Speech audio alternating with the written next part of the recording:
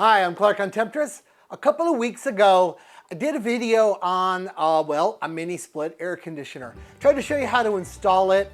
I don't think I've gotten more comments as quickly as any other video in quite a while. So it appears there's some interest in mini splits.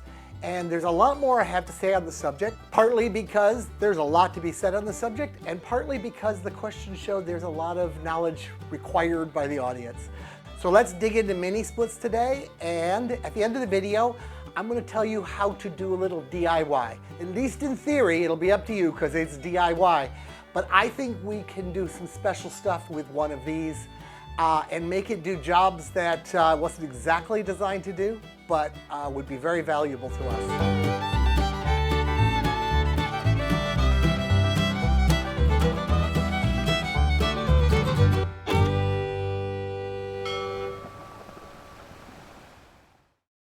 20 years ago, I was sailing through Central America.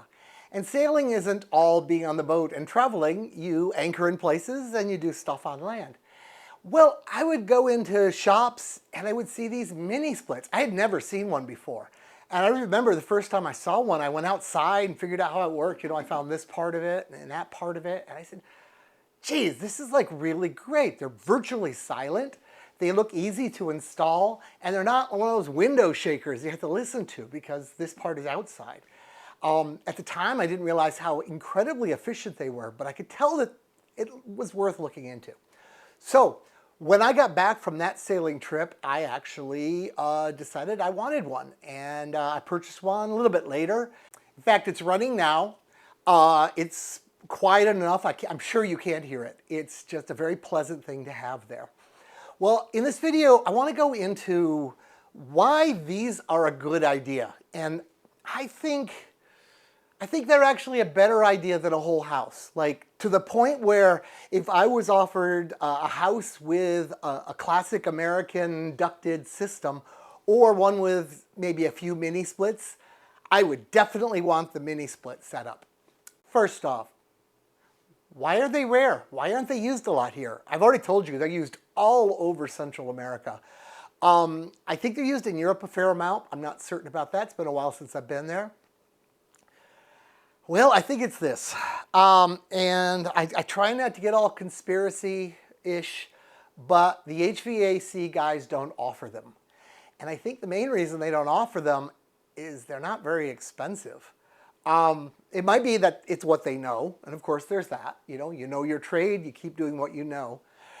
But it could also be because I've been told a replacement of an HVAC system, and I'm assuming that's with existing ducting, is like $15,000. This 5,000 BTU unit, which is good for a room or two, is $500.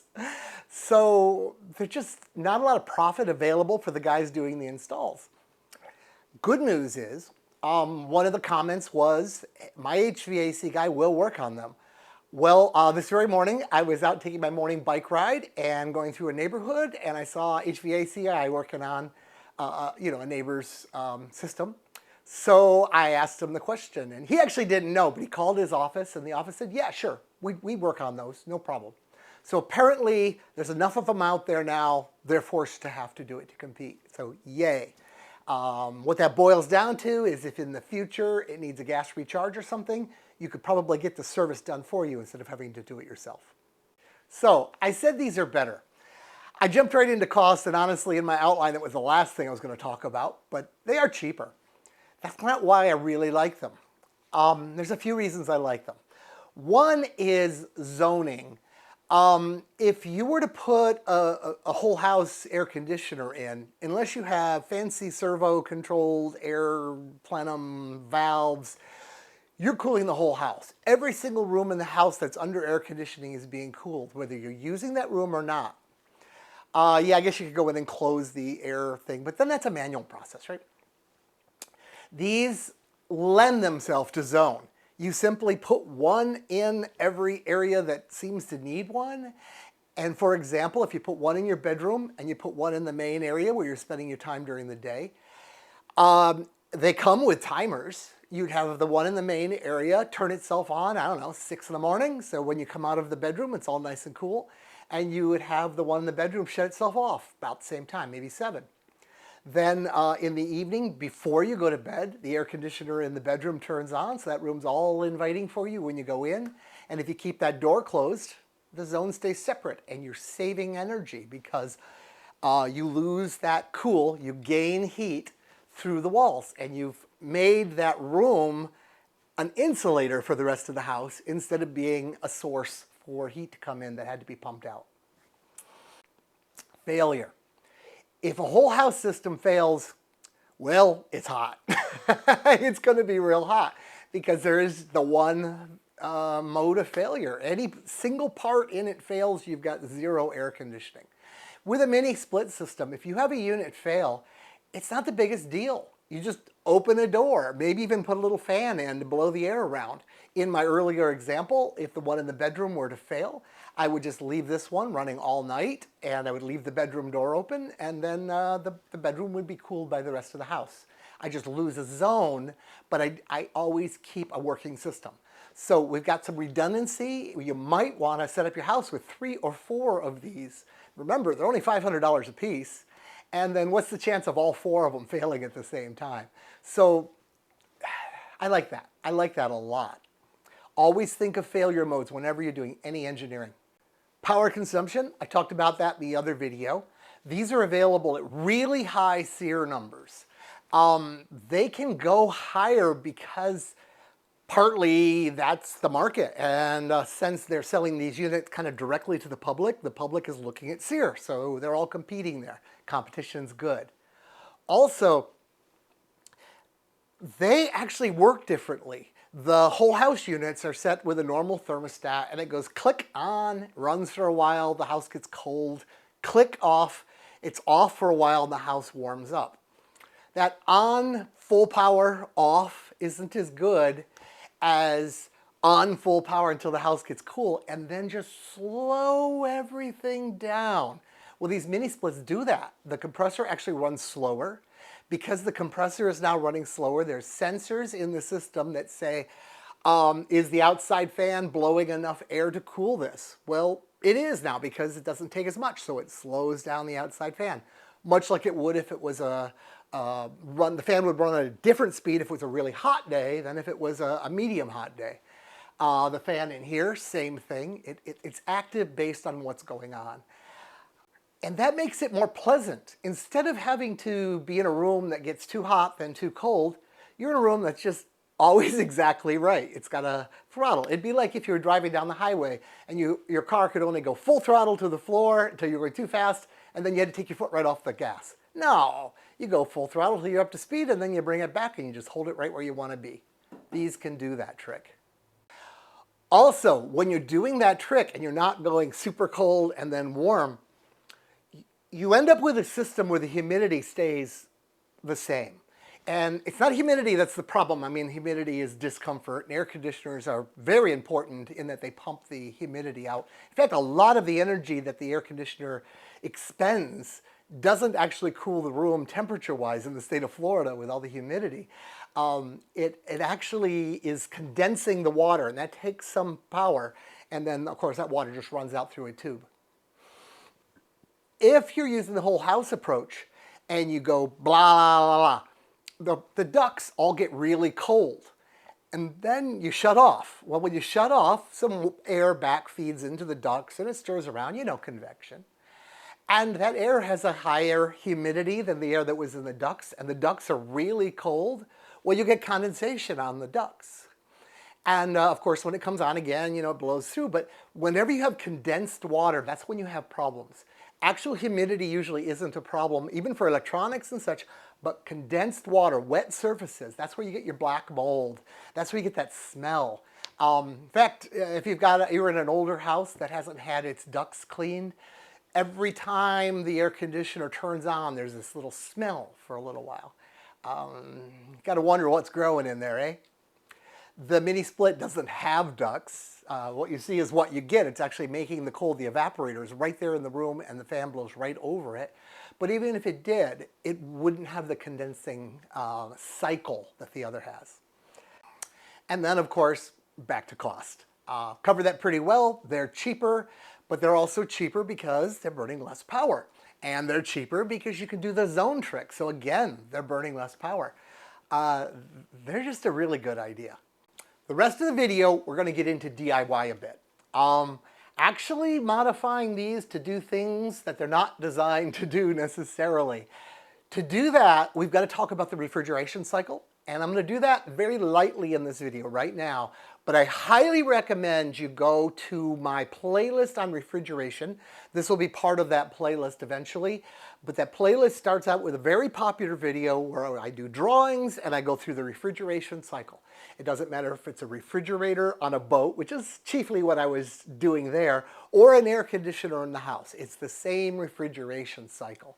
So I highly recommend, before you even think of trying any of these tricks, that you watch that video. Hell, I recommend you watch that video anyway because A, gives me a view, but B, if you understand the refrigeration cycle, you not only get to understand how the whole thing works, but if someone is doing service for you later and they tell you, oh, it's this, that, it's going to cost this money, you could say, nah, I think it's the thermostat, and you can maybe save some money and you can't be taken advantage of. At least if you can talk the talk, they probably won't even try to snow you, right? So, refrigeration cycle. In here is a compressor. It spins, it compresses this refrigerant gas. The refrigerant gas is now hotter because when you take something with energy in it that was this big and energy doesn't go away, you squish it down to this size, well, the temperature goes up. So now we got this hot gas. The hot gas has to go through a condenser. The condenser is, well, everything you see basically on this unit. I can see more of it from this side, but it's the stuff that looks like a radiator. And the condenser is there to condense the gas into a liquid. So it goes through this radiator, a fan blows across it that gets rid of the heat, because now we can get rid of the heat because we're blowing air. The heat is going into the air, and now that the stuff is colder and under pressure, ploop, it condenses, it becomes a liquid. Now the liquid goes out through the small tube here, and it goes to the evaporator, which is inside the house. That's the part that actually makes the room cool.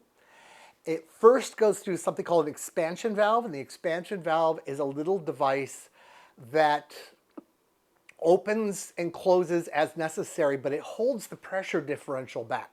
Think of it as the little nozzle at the top of an aerosol can, like a spray paint can. It's really high pressure inside, comes out all aerosol and spray on the outside, but it doesn't just unload the can. It's under control. That's what that does. So the expansion valve does that.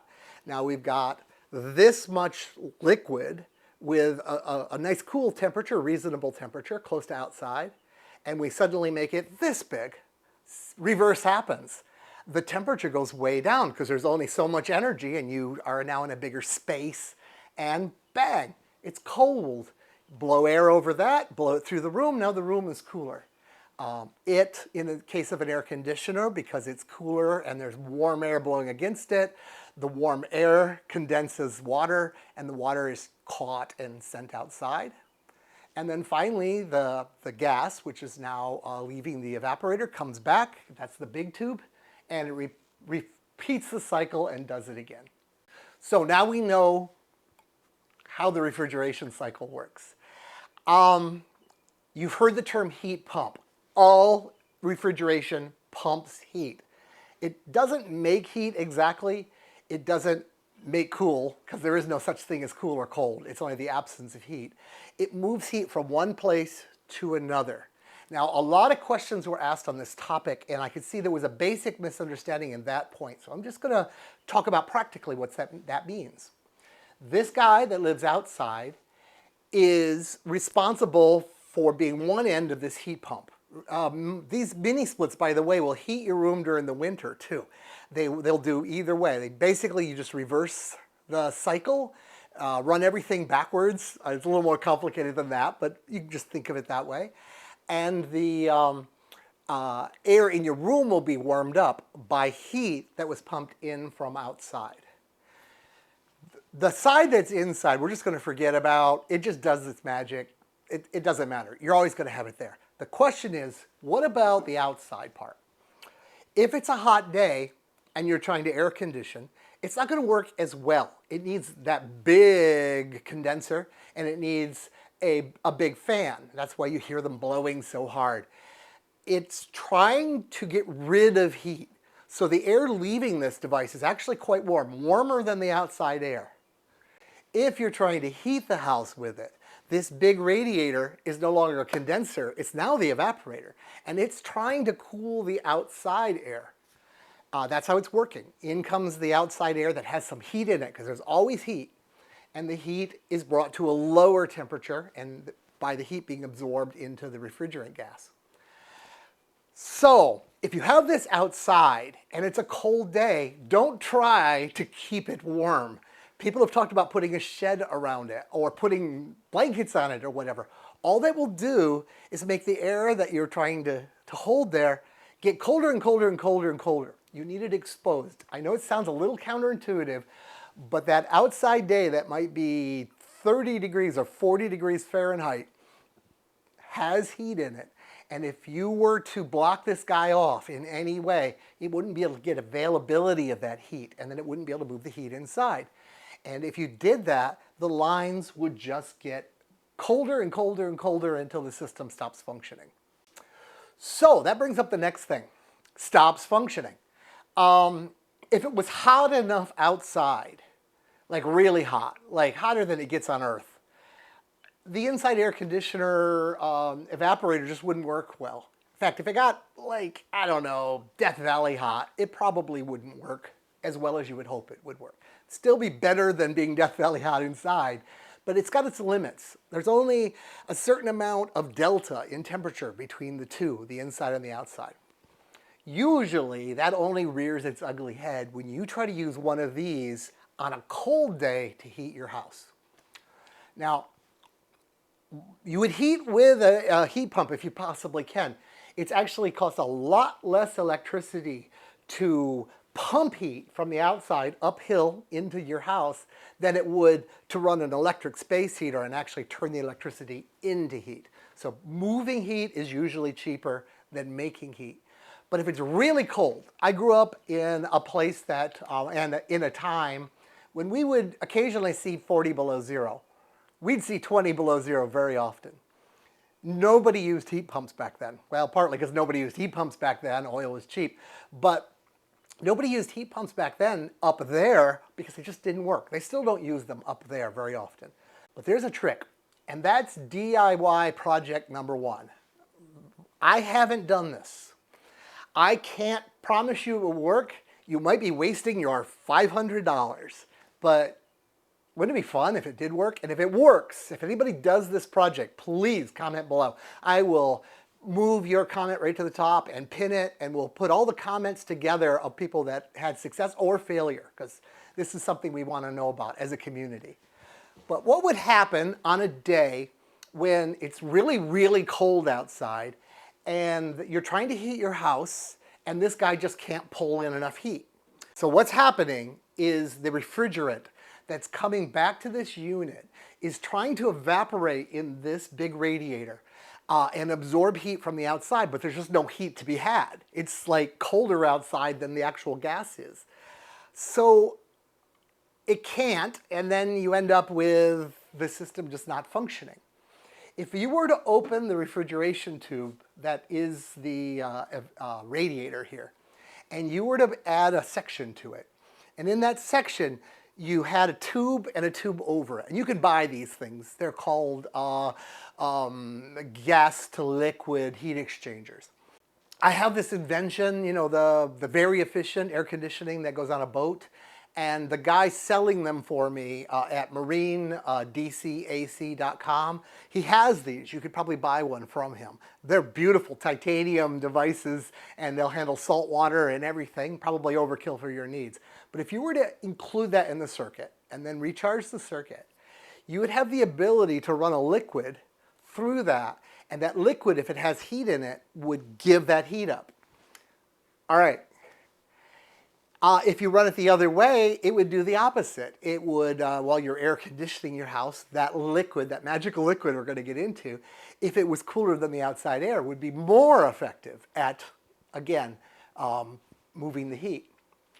So where would this liquid come from? Well, this liquid probably wouldn't be water, but it would be mostly water, some kind of an antifreeze in it, you know, because you don't want the system bursting. But it would be mostly water, and the water just has to go someplace where it can pull heat in. If you have a pond that doesn't freeze over all the way to the bottom of that pond is at the coldest 32 degrees Fahrenheit. And if you pumped water out of the pond, around and back, you would, or put another heat exchanger in the pond or whatever is necessary, you could take the pond's heat and bring it up. Now, if the pond is deep, you're going to say, well, eventually I'll freeze the pond because I'm pulling the heat out of it. No, the pond's hooked to the soil, and if it's deep, it's below the frost line, and the earth is actually fairly warm, relatively speaking, and it'll keep it going. If you don't have that available, you can do what they're calling geothermal now. I hate using geothermal for this because for me, geothermal is like volcanoes, right? But we're getting heat out of the earth or putting heat into the earth. If you have some land, and even if you're up where I'm from, if you dig down far enough, you go below the frost line. You go below where it ever gets that cold. It just doesn't freeze down. And up where I'm from, there's so much snow, the frost line isn't ridiculously low. We keep all our plumbing, you know, all of our water delivery, our sewage, all of that, just like 3 feet down, 4 feet down, check. Just check locally, you'll know. People will know. Well, if you were to run a lot of tubing at that level and then bring it back up, it would pull in or push out heat into the actual soil. And now you've got a system that could run at 40 below zero air because the soil just doesn't get that cold. Final thing along those lines, if you're on a well or you have a well of any kind, even if it's a non-potable well, you can bring well water up, use that well water, and put it back into the well. You won't be depleting your well, but you will be using that water for its warmness or its coldness and have a more efficient system. Now, all that said, and the fact that most of my viewers are boaters, yeah, you could have salt water run through that. You get off the side of your boat, through the hull, do the magic and back. Is that a great idea? I don't know. This is made out of mild steel, you know, just regular sheet metal. I know I would certainly spray everything with a wax and, you know, keep it painted and everything. It's just not equipment designed to be used in the saltwater environment. Will it work? I know it'll work. A friend of mine did it and he had very good success with it. He tore the system apart and put it back together and had it in his boat running. If you're going to use it only in that way that you're using geothermal or the ocean or whatever, there's no need for most of this unit anymore. Most of this is one big fan and the radiator, the condenser or evaporator. You could get rid of those and replace them with the heat exchanger, and then there you go. At your own risk, try that. I do hope you try that. We've got one guy who has and had good success. I do have to say he really knows his stuff, so he probably did things that we didn't talk about when we were chatting about it over whiskey. But it's definitely doable. I think if someone were to do the geothermal a couple times and you know, like maybe did a video on it, had some evidence, that'd be a game changer because the people that live way up north, you know, I'm talking to everybody in Canada, you would be able to heat your house for like very significantly less money. And something I didn't mention earlier when I was talking about why these are better. One of the reasons these are better is because they don't consume massive amounts of power. The whole house system, if you were to say, hey, I live in Florida, I have hurricanes, I need to have a generator, size that generator, massive. If you wanted to say, hey, I live in Florida and I want to be comfortable when the power goes out for a couple of weeks during a hurricane, you could just have a little inverter generator that can run this whole system. One of them maybe, but you know, having one cool room makes a huge difference. This particular one draws less than 15 amps. In fact, when I installed the replacement for this, I should have done this. I have done this since. Taken the wiring that was existing there, hooked it up to an external Edison box, you know, your regular plug that you'd plug your vacuum cleaner into or whatever was inside, waterproof version, and then plug the air conditioner right into that. As long as you look at the plate and the plate says the consumption is within reason for that kind of circuit, all the better. Now you just have to wire a pigtail up to here. You have a plug at the end, plug it in. You could have the electrician do the plug, and you're qualified to plug something into a wall, right? Okay, well, thanks for watching this video. I really appreciate it. I hope you like it. I recommend you look at all my other videos, even if you aren't the Bodhi type person. I try to do things that kind of go back and touch the actual physics involved. I don't necessarily try to bore you with the math of it, but I think there's a lot to be learned, even when I'm talking about boat issues. I talk about power, I talk about off-grid, I talk about plumbing. It's all there. And since my channel is not like beaches and bikinis, you don't have to watch it when it's fresh. It's stuff that's true forever. Thanks a lot, and bye from Clark on Temptress.